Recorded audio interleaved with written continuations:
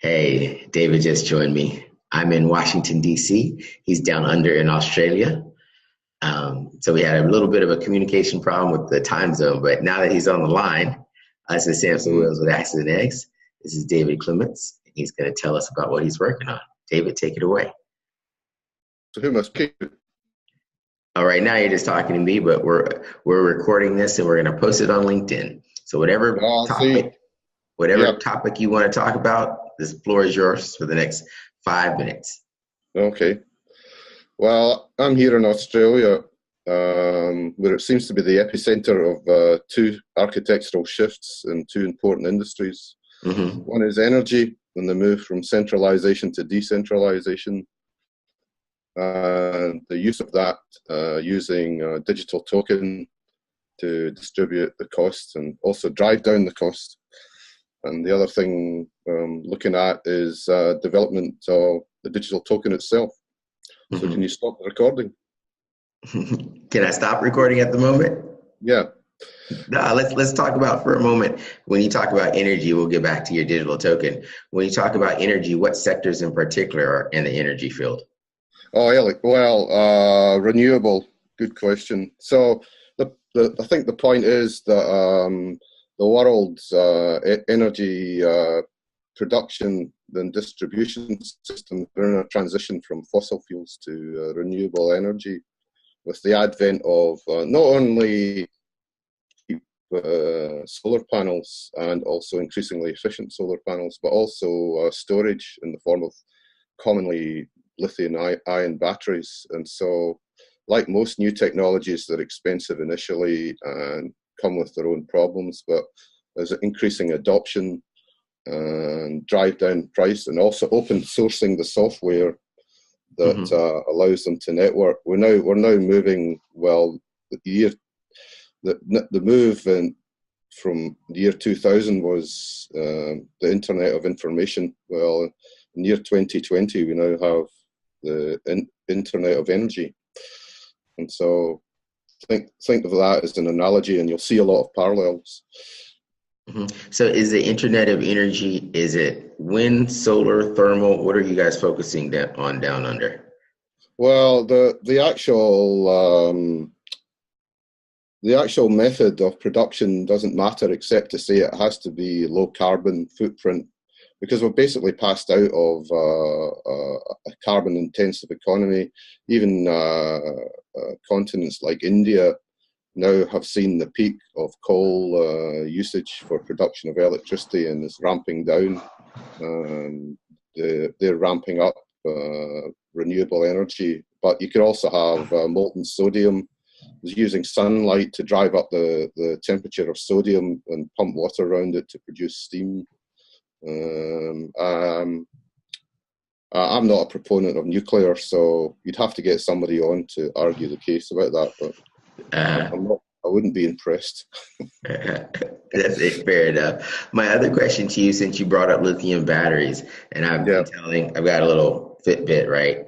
Oh, And yeah. all the Internet of Things runs on batteries. And so, does Australia have any rare earth minerals or battery resources? Don't know. I don't know what the. That's a good question. What the resource implications are. Australia tends to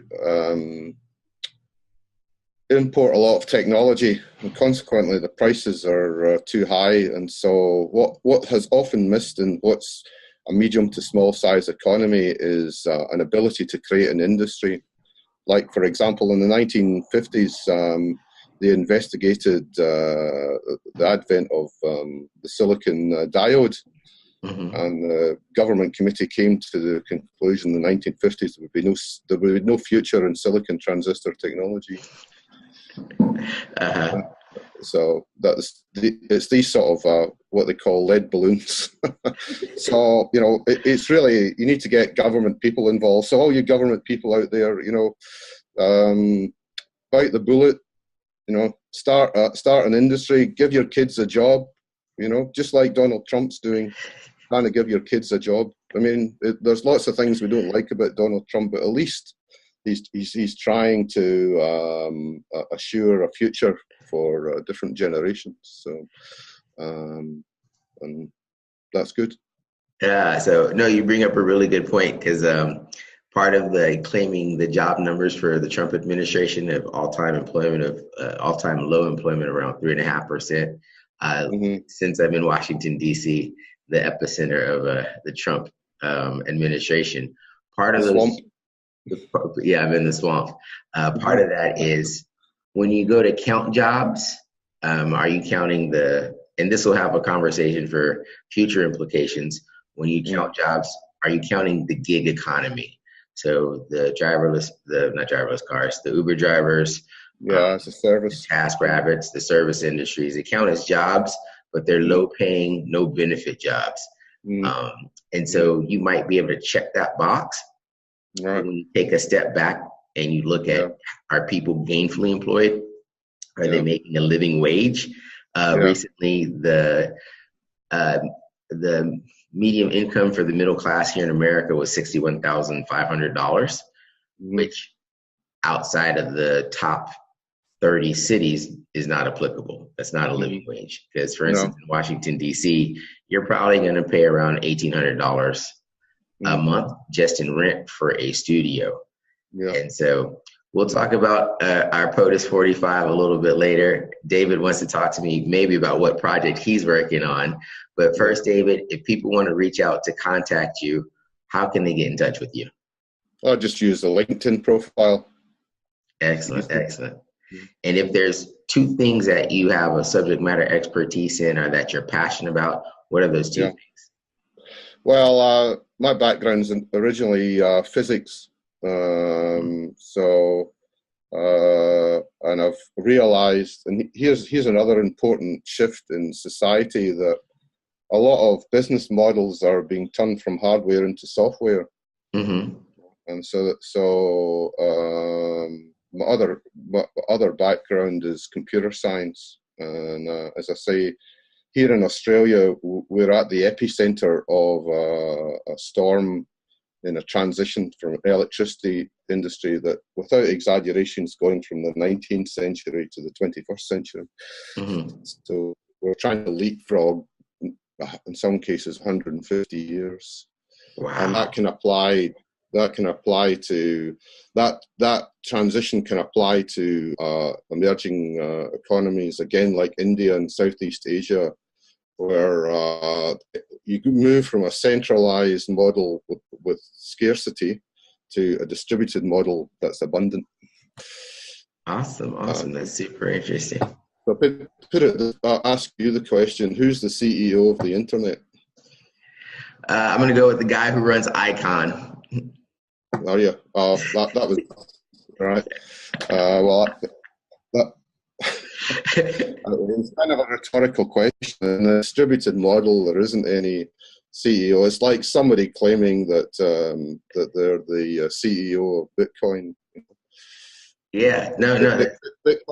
Bitcoin's the only, correct me if I'm wrong, is the only digital token that didn't have an ICO.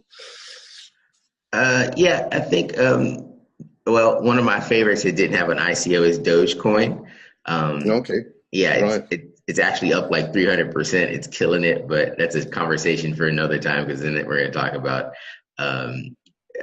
cryptocurrency trading and whatnot. So, but I just want that's another, the monetary value is another matter. Sure. How do you spell Dogecoin? How do you spell that? DODE coin. Sorry, DOGE coin. All right. Thanks. Yeah. Yeah. So what's your background, just to flip the coin? Well, I'm going to push pause, but I'm generally awesome. And so for everyone watching the video, follow David on LinkedIn, connect with me on LinkedIn, and now we're going to gossip about what else is happening down under. Thanks for watching. Okay.